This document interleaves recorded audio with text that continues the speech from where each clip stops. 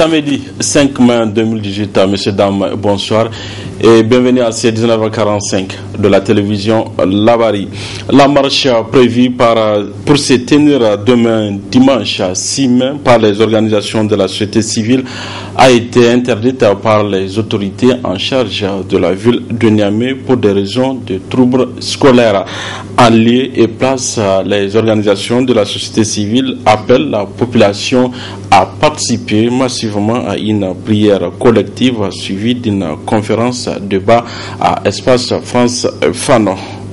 Le reportage. La marche suivie du meeting contre la loi de finances 2018 du cadre de concertation et d'action de la société civile nigérienne prévue pour ce dimanche n'aura pas lieu. Le président de la délégation spéciale de la ville de Niamey l'a interdite, ce qui porte à 8 le cumul des interdictions des journées d'action citoyenne des organisations de la société civile. Les initiateurs prennent acte. Nous prenons acte de cette interdiction et c'est pourquoi dès demain, à partir de 8h30, nous appelons les citoyens épris des pays de justice à converger au siège de Alternative Espace Citoyen pour que nous puissions ensemble prier d'une manière collective afin que nous implorions Dieu pour qu'il descende sa clémence et sa miséricorde sur notre pays et que Dieu protège les citoyens faibles contre les citoyens qui estiment avoir la force. Il est important de rappeler la question de nos 26 camarades qui sont en détention depuis. Nous avons 24 qui sont repartis dans la région de Tillabéri et nous avons 2 autres qui croupissent au niveau de la prison civile des Anders. Vous constatez de vous-même l'état avancé de dégradation des conditions de santé de certains parmi nos camarades. Aujourd'hui, ils sont à leur 40e jour de détention.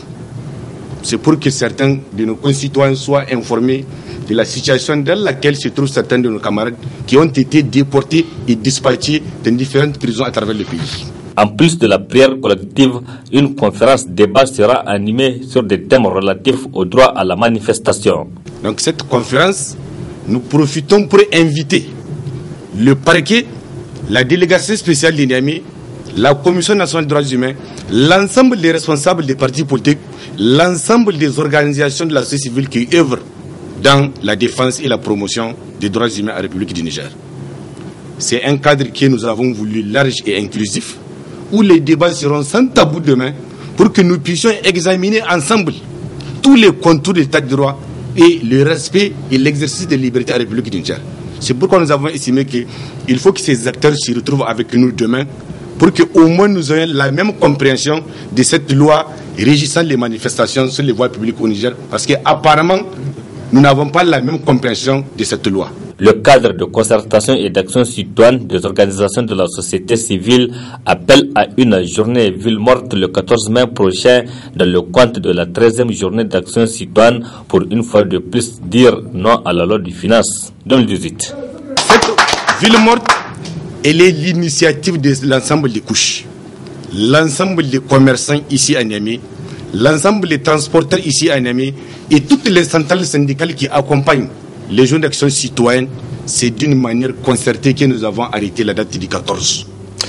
La crise qui secoue le monde scolaire a fait réagir à certains de nos citoyens à qui on a tendu notre micro et pour qui seul le dialogue peut être la solution à cet épineux problème. On les écoute.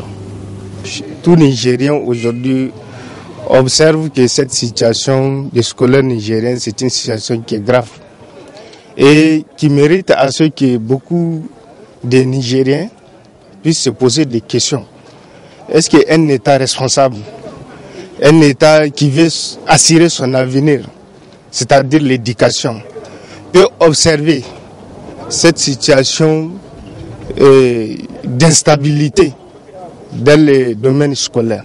C'est inadmissible et c'est inacceptable. Et nous interpellons les premiers responsables. Le premier responsable aujourd'hui, c'est le président de la République, qui doit s'investir obligatoirement selon la Constitution pour garantir un avenir radieux des Nigériens. Et on ne peut pas garantir un avenir radieux du Niger sans pour autant mettre l'accent sur les leviers principaux du développement, c'est-à-dire l'éducation, l'éveil des citoyens. Aujourd'hui, cette situation est en train d'indirer face au silence coupable du président de la République et du gouvernement. Puisque le premier responsable aujourd'hui pour le Niger, c'est le président de la République. Ensuite vient le gouvernement. C'est vraiment une situation très déplorable que nous n'avons jamais vécue depuis quelques années. Vraiment, la tension, elle monte entre les deux côtés. Et je souhaite à ce que le gouvernement prenne toutes les mesures nécessaires pour aboutir à un règlement à l'amiable. Parce que cette situation n'arrange ni les étudiants, ni les enseignants, ni le pays tout entier. Donc, on doit créer vraiment les conditions nécessaires pour aboutir à la solution de cette crise. C'est vraiment regrettable qu'à l'aube du XXIe siècle, alors que toutes les nations se sont décidées de prendre un grand pas vers le développement, et chose qui n'est facile que par l'instruction, que l'État du Niger tarde à trouver une solution avec ces jeunes qui ne demandent qu'à être mis dans les conditions, les minimales soient telles pour qu'ils puissent apprendre au fin demain de défendre la nation nigérienne. Je pense que l'État nigérien se doit de prendre toutes ses responsabilités et revisiter sa copie, parce que les jeunes ne demandent pas grand-chose. Même la société civile qui organise des JAC, il suffirait seulement que l'État les invite à une table de réunion pour qu'ils puissent se concerter au fin de trouver des solutions adéquates qui peuvent sortir le Niger de l'ornière des chemins battus. Aujourd'hui, 5 mai, la communauté internationale célèbre la journée dédiée à la sage-femme. À cet effet, la rédaction Labari s'est intéressée au métier de la sage-femme. Allons donc à la découverte de ce noble métier dans ce reportage signé Nafissatou Hassan.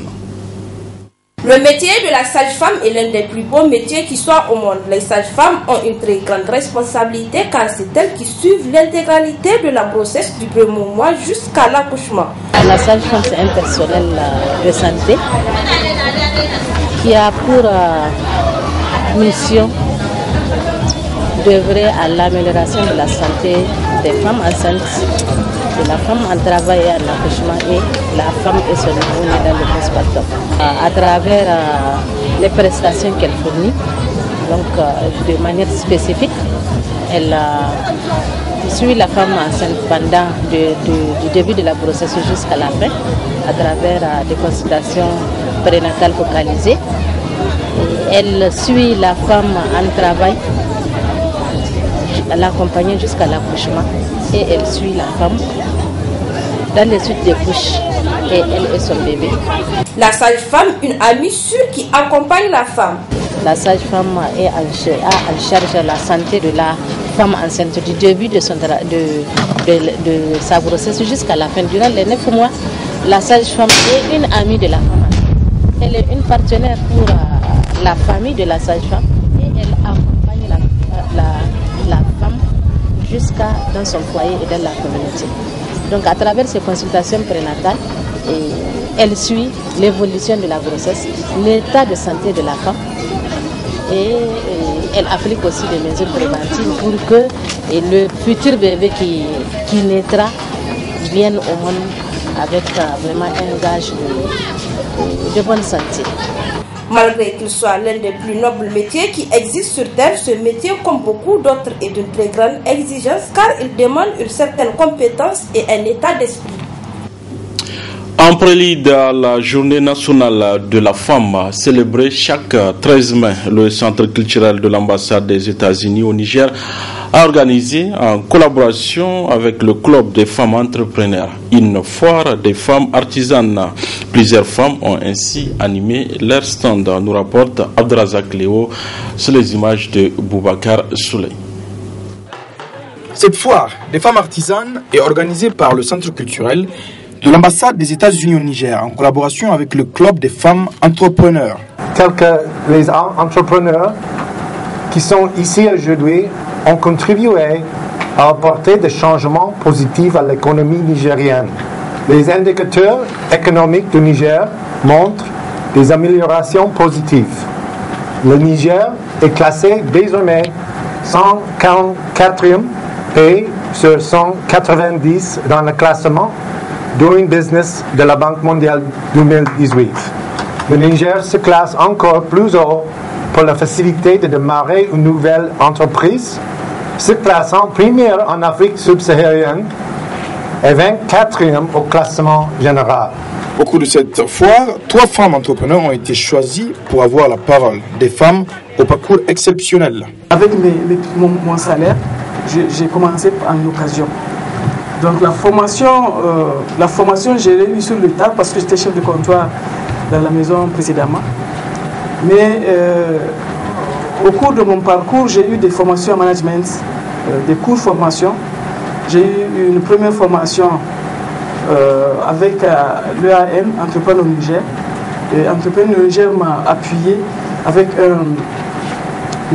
un prêt direct, ça c'est pour de la bonne gouvernance qui était de 5 millions sans garantie. Donc évidemment j'ai cherché ma garantie. Avec mes propres fonds, j'ai acheté mes garanties puisque je voudrais des prêts à la banque. C'est un parcours un peu atypique. Je suis formée en relations publiques et en communication. Je suis diplômée dans le domaine et j'ai atterri dans le domaine scientifique un peu par hasard.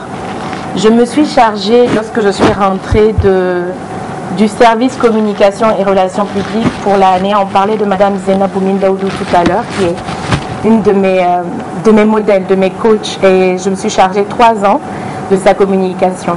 Et j'ai commencé l'entrepreneuriat à l'âge de 17 ans. J'étais avec le PTPI, People International, qui est basé aux États-Unis. Et j'ai évolué dans beaucoup de réseaux, ONG, associations. C'est ce qui m'a amené, même après mon bac, de faire des études qui concordent avec vraiment mon indépendance, parce que je veux être indépendante financièrement. Après la présentation, l'heure est à la visite des stands, des produits de qualité fabriqués aussi parfois par des veuves de conflits armés, mais pas seulement. C'est la première fois que j'arrive à exposer ici au CCA, et à l'occasion surtout, c'est ce qui me fait plaisir, c'est que c'est à l'occasion de la femme, donc nigérienne, de la fête nationale de la femme nigérienne, parce que c'est une fête que moi, particulièrement à chaque fois quand la période vient, ça me donne encore beaucoup plus de courage à continuer dans ce que je fais. À l'occasion aussi de la journée de la femme du 13 mai, et le Centre culturel américain a organisé ça pour nous encourager, pour mettre l'accent sur la femme dans tout ce qu'on fait. Oui, les soucis qu'on rencontre, c'est le manque d'accompagnement. Nous, on ne demande pas de nous donner de l'argent, mais qu'on achète nos produits. Un programme taillé sur mesure pour la femme à l'occasion de sa fête nationale le 13 mai, au cours de laquelle des jeunes élèves de l'école Mara ont gratifié l'assistance de poèmes, mais aussi de danse traditionnelle. Conférence de presse ce matin à la faculté de médecine de l'université Abdou Moumouni de Niamey. Une conférence organisée par l'association des jeunes médecins du Niger est placée sous le thème couverture sanitaire universelle au Niger. Nafissatou Yahya. À ce deuxième congrès statutaire de l'Association des jeunes médecins du Niger, AJMN, est tenue cette conférence placée sous le thème couverture sanitaire universelle CSU, expérience de la France, du Ghana, du Maroc et processus du Niger. Un défi du moment pour ces jeunes médecins. L'objectif vraiment c'est pour mettre un bureau pour notre association. Ça, pour vous informer, c'est une association qui a été créée depuis 2001. Qui malheureusement après le recrutement massif des médecins en 2011 et en 2013, l'association n'a pas pu continuer, n'est-ce pas? Et donc nous, aujourd'hui, compte tenu de la réalité, on s'est vu entre nous jeunes médecins et on a décidé vraiment d'activer cette association. Vraiment, nous avons pas mal de problèmes et suite à ce congrès, nous avons mis un bureau qui va mener vraiment un combat pour défendre tous les jeunes médecins du Niger. Le thème, c'est la couverture universelle sanitaire. Et la couverture universelle et sanitaire, vous savez, aujourd'hui au Niger, nous avons un taux inférieur à 40%. Imaginez, aujourd'hui dans les villages, dans les communes, il n'y a même pas de médecins. Des fois, il faut parcourir des centaines de kilomètres pour avoir un soin. Le secrétaire général de cette association est par ailleurs revenu sur l'importance du thème de cette conférence axée sur la couverture sanitaire universelle. Cette couverture sanitaire, l'objectif, c'est pour que tout Nigérien, dans chaque village, pour qu'un malade puisse avoir accès aux soins de qualité. Et c'est notre vraiment vision en tant que jeunes médecins. Nous devons contribuer pour l'amélioration vraiment de la qualité de prise en charge de nos patients. Donc ça fait partie vraiment de l'objectif de notre association. Au terme de cette conférence, les jeunes médecins de cette association seront ainsi outillés sur la nécessité pour le Niger d'adhérer à cette couverture universelle. Voilà, messieurs, dames, c'est tout pour ces 19h45 de la télévision Labari. Merci à vous de l'avoir suivi. Au revoir.